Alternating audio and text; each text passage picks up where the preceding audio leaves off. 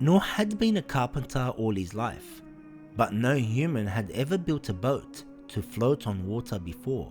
He desperately needed God's help to design and build it for the purpose only God knew. God sent Gabriel to show him how to build it the way God wanted.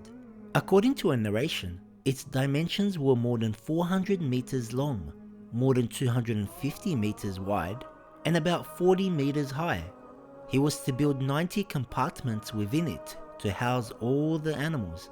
God instructed Nūḥ, "When our command arrives, and when water gushes from your oven, take a pair of each kind of animal, along with your family, into the ark, except those who have already been condemned." He began construction next to his house and near the temple where the pagans had their idols. The pagans would always make fun of him. When he had planted the date palms, people called him a farmer and made fun of him. They laughed because he had planted trees when he was old, thinking he wouldn't live long enough to see them grow. When he cut down the trees, they called him a lumberjack and made fun of him. They thought he was crazy for destroying the trees he had worked so hard to plant, especially when they had started to bear fruit. And now, as he started building the ark, they labeled him a carpenter and a sailor, and they laughed at him for constructing a ship in the middle of the desert, far from any sea.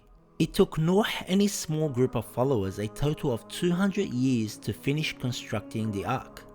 After Prophet Nūḥ had completed the construction of the ark, they waited for the signs that God had promised. Not long after, water began to gush out from the oven in Nūḥ's house. Nūḥ understood that the time had come. Following God's instructions, he gathered a pair of every kind of animal and brought his family and followers into the ark.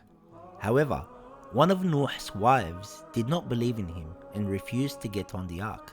In the month of Rajab, the first raindrops began to fall.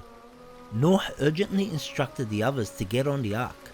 Unfortunately, only a few listened to him and boarded the ark.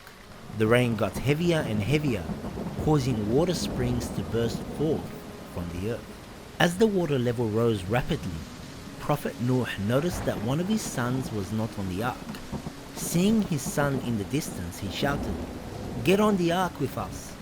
His son replied, "I will take refuge on a mountain that will keep me safe from the water." Nūḥ said, "There is nothing that can protect anyone on this day, except for those whom God shows mercy."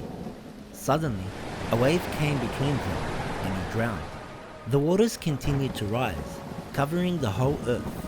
God drowned those who had turned away from his signs, for they had been foolish and blinded by their own ignorance. They were wicked people, and as a result, he submerged them all. At one point, a powerful wind pushed against the ark with such force, causing Nūḥ to have fear.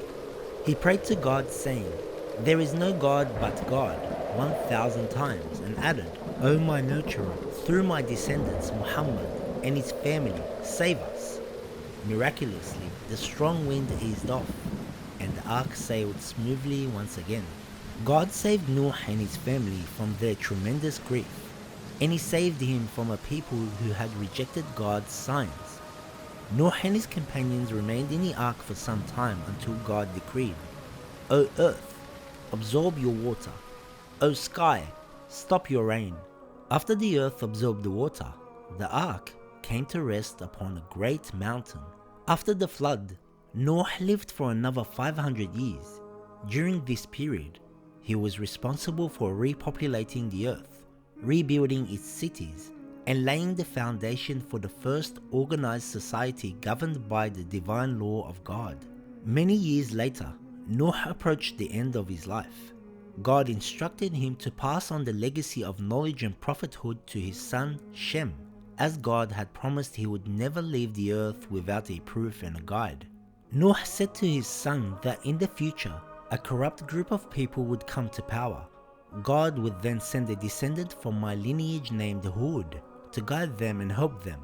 Hud would resemble and behave like me, being modest and respectful.